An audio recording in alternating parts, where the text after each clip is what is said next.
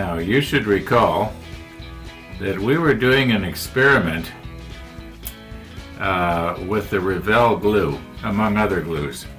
But I had said that I had wanted to, there was something else I wanted to do with the Revell glue, and that was I wanted to see how well will it stick to photo etch here. And so let's just get ourselves a little piece of scrap here. This down on the bottom. We're not going to be using that. We've already removed the ladders, so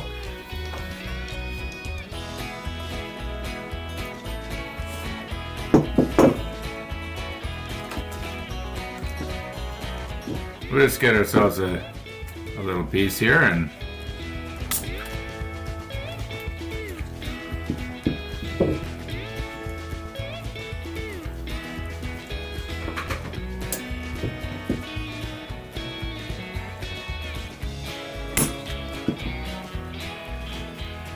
got to be careful I don't wreck anything.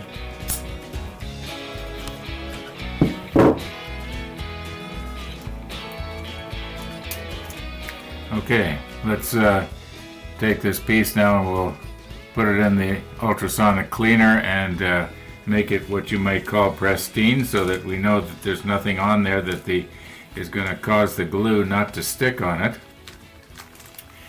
Now, one of the viewers made the suggestion, he suggested that possibly CA glue will mix with the Revell. We know that the Revell sticks really good to plastic.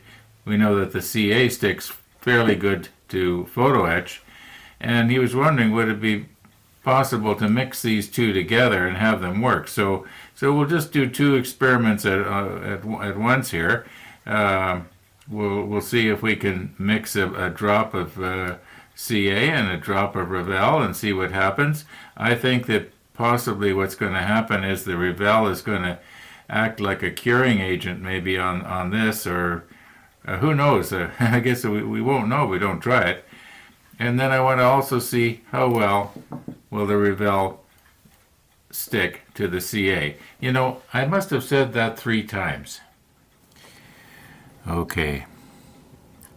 We already know that the Revell will dissolve plastic. We don't need to experiment with that. Now, you can be assured that that is probably starting to liquefy the plastic. But that's not what this experiment is about. Now, I've already treated this in the ultrasonic cleaner, and then I rinsed it off in 99% isopropyl. So we're just going to lay this on here.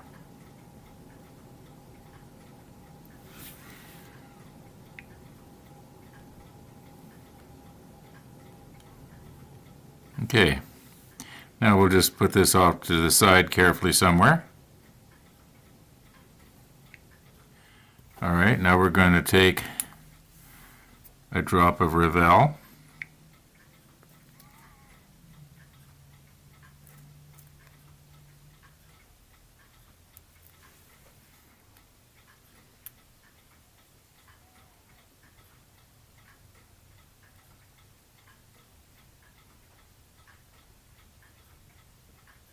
And 2 drops of CA, because the CA is a lot smaller. I'd like to have equal parts if I can. I should have had a toothpick here handy. Now let's just see what seems. Oh, you know what? I think it's starting to cure already here.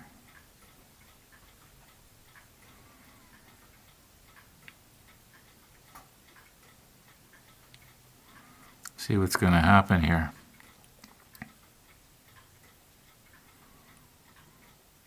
You know, I failed to get a sample of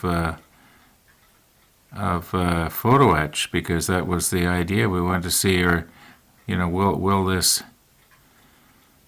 stick to photo etch if it's all mixed together. I don't know if this is mixing, or if it's it could be like I'm trying to mix oil and water. Maybe this is not a very good experiment, Mark. Maybe I should have had the CA ready. I'm probably going to do this again. Probably do it off camera, and then we'll let it sit for. We'll have to let it sit for quite a while here. Yeah, it seems to me like it's not mixing. You can see right in the center there. There's that thing that I'm moving around. It's like a blob of something. Now, would this be the CA that is curing, or is it the Revel that is gelling? But there is something definitely.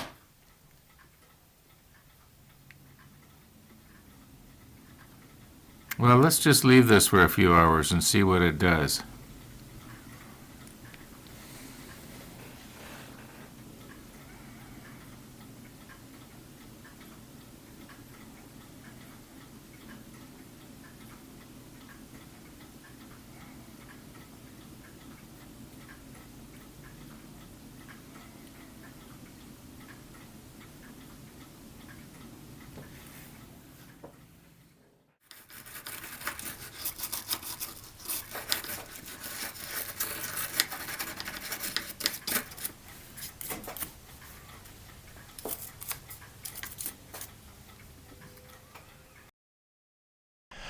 I am sure that a lot of people saw the little piece of plastic that had come off of my glasses and got stuck on my nose, and I didn't see it. Cheers. Now, if I had have seen this, I would have done something about it, but by the time I saw it, it was too late. Okay. Why am I wearing my watch upside down? Well, that's so that you can read it better. And I just want you to know that today is Saturday. However, all the video that you saw up to now was shot last night in the late afternoon and evening. And yeah, I guess I got myself a bit perplexed over that little piece of plastic that was stuck on my nose, and I guess it was bothering me. That, like, why did I not notice that? Am I losing my touch? Anyway, we will take a nice close look at this now. I'm guessing about 14 hours has passed. I don't know if it's completely dried here. I think it might be. Anyway, like I say, we will take a nice close look at this.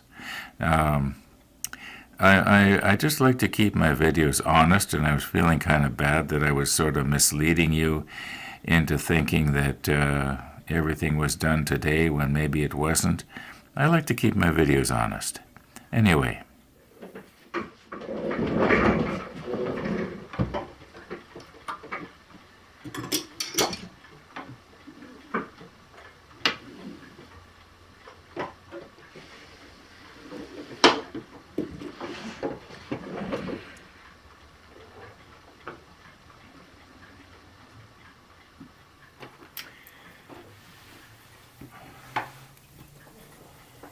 Don't want to spill my coffee here.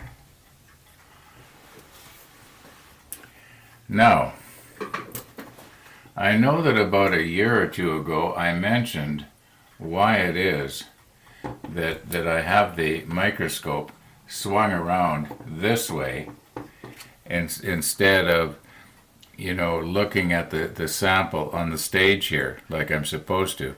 But the reason I do that is because the stage is at 2.5 inches higher already than the table is, and if I can view it lower, because when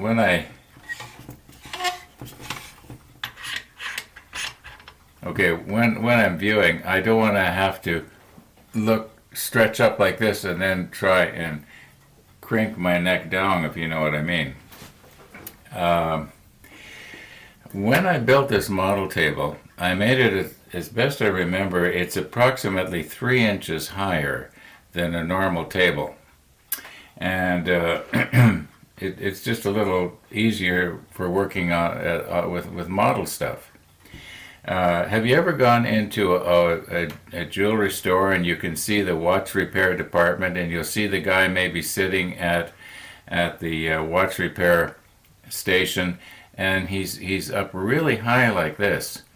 Well, it's because it's a lot easier on his back and his neck and everything else if he doesn't have to hunker way down onto a normal table. And that's why I made this high like this.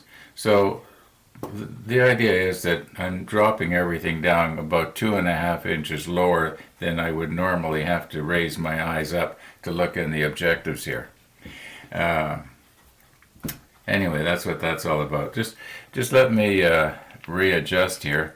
We will put the macro lens on, and we will try and scrape this sample like we did in yesterday's video, and just see what's the difference. Now I'm going to explain in a minute why it is I do stuff like this.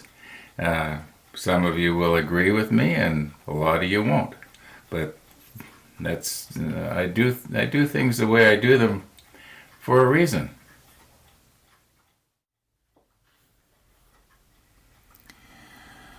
Okay, as near as I can tell by looking in the monitor, I think I've got it pretty much as good as I can get it here. And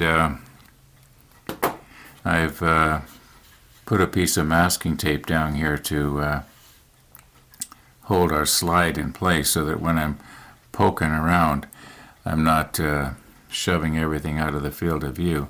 Although, mind you, I guess when I am looking down through the microscope, I would see if I moved it out, because I've got it centered for both. Anyway, the first thing I want to do is, and I haven't poked at this yet, and you know how I love to poke. So yeah, I just want to see which is the CA glue and which is the Revell. Now I'm already pretty sure that the center is the Revell and the outside is the CA, but we'll be able to tell by the way it. Well, let's just poke at it.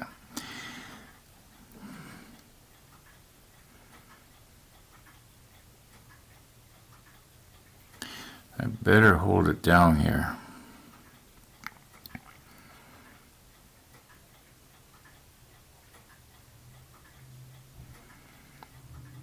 Okay, this one is, I'm pretty sure, is the Revell. Okay, it's not chipping the way the CA did in yesterday's video.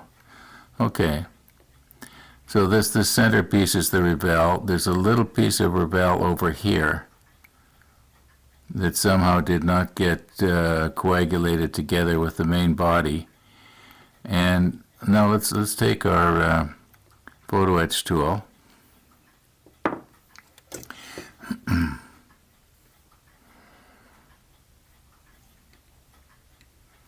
And we'll just scrape into what I'm pretty sure is the CA. Yeah.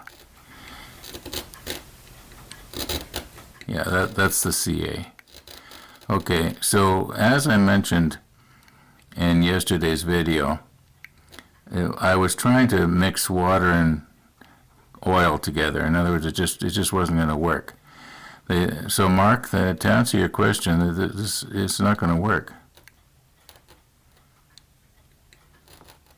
But it was a thought. Now we know for sure. You don't know if you don't try it, right? Now maybe a chemist would say, well, I know that it's not going to work, but okay, we've poked enough here.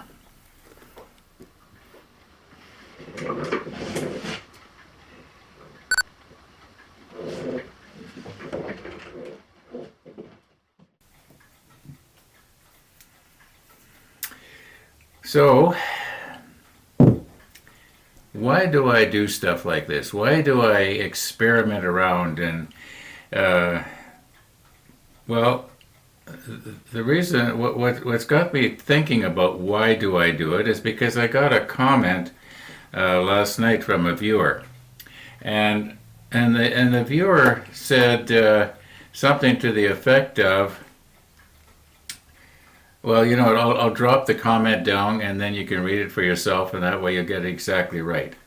But what he was indicating is, why would you try to get the Revell, which is not designed for photo etch, to stick on brass? And well, I'm just not sure that it won't stick. Now we've got our little piece in there that we glued up, the photo etch, and we're going to try and break that off. I don't know if it'll be today, but we'll eventually get to it. But here's the thing: the reason that I am, you might say, would it be skeptical or questioning, or I'm not sure. It goes way back to my upbringing.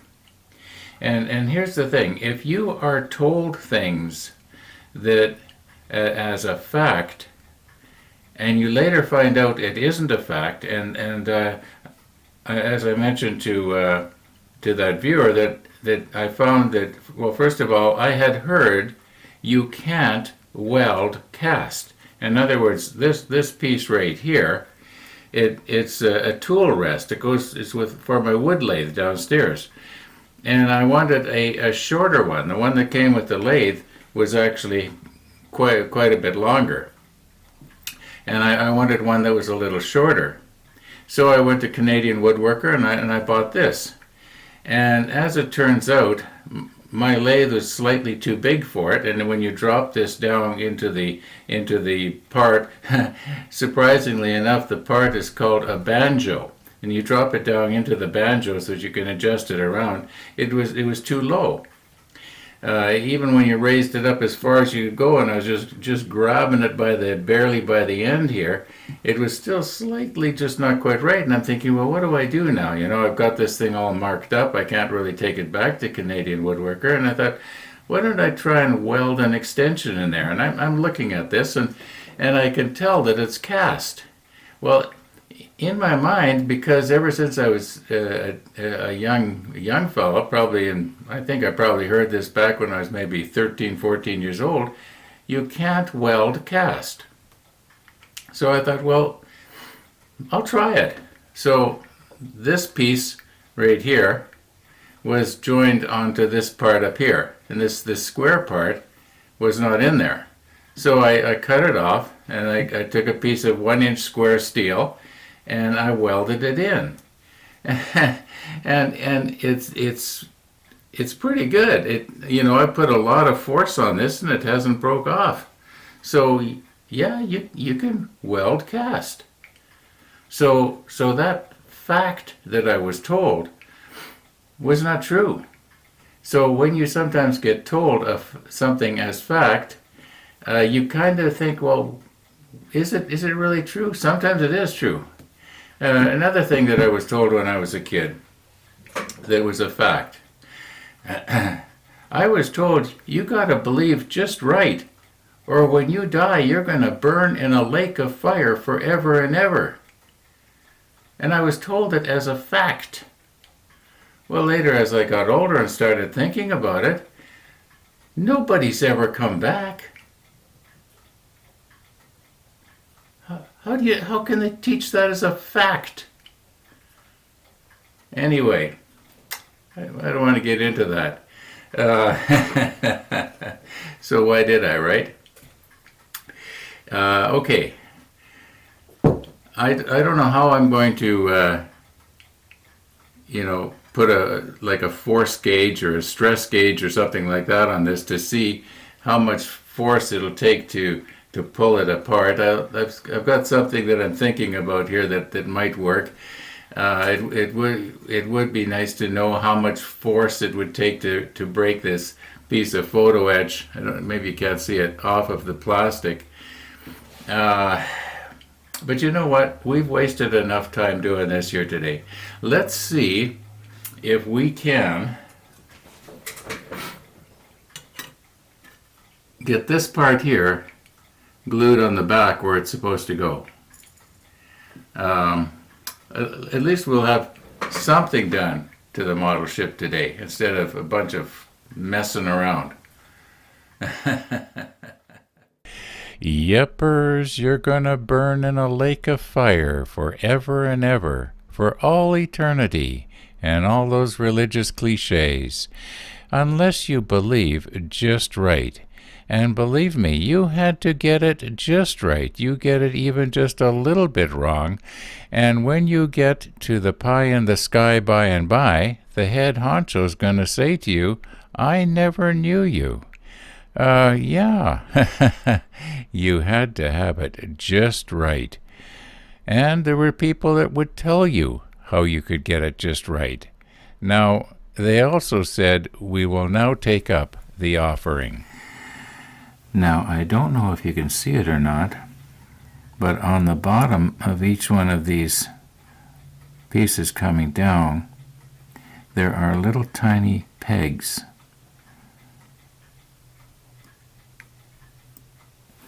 And the idea is that they are supposed to go into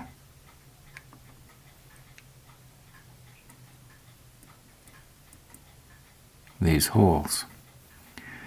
Oh, okay. Maybe I'll use the tweezers here because I'll be able to let go better. No, is this going to work?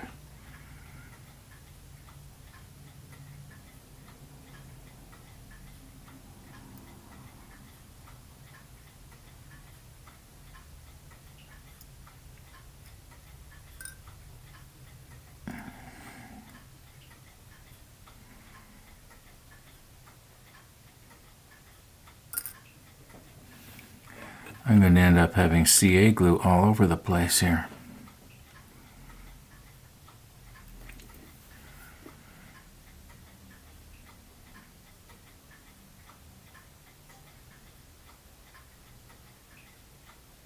Okay, I do believe it is in the right place. It's just that it won't stand up.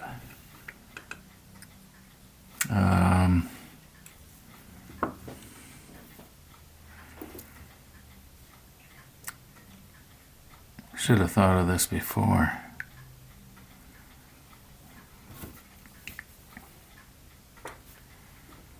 Now, is that going to allow me to go in far enough? No.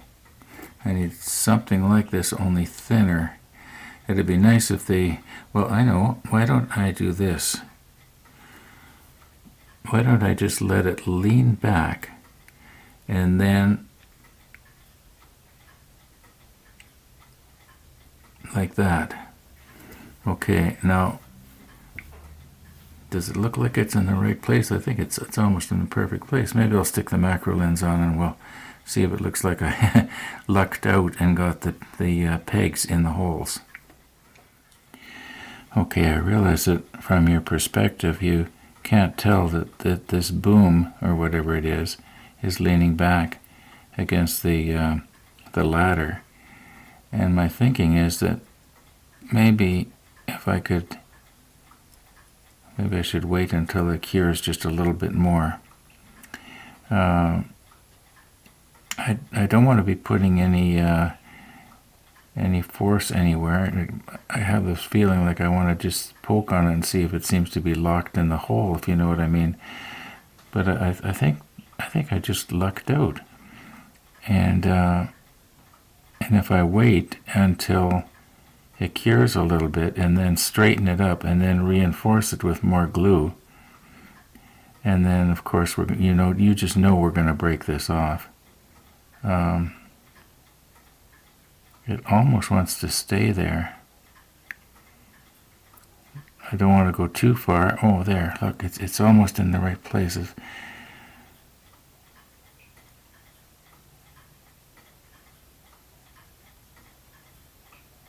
Okay, you know what? It's almost perfect right now. I could go back maybe a couple of degrees. Okay, about there.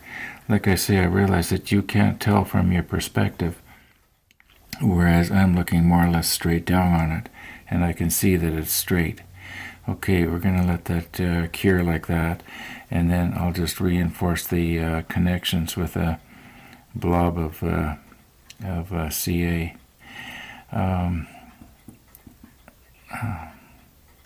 I know that's not a real good idea because it can be seen, but not from arm's length.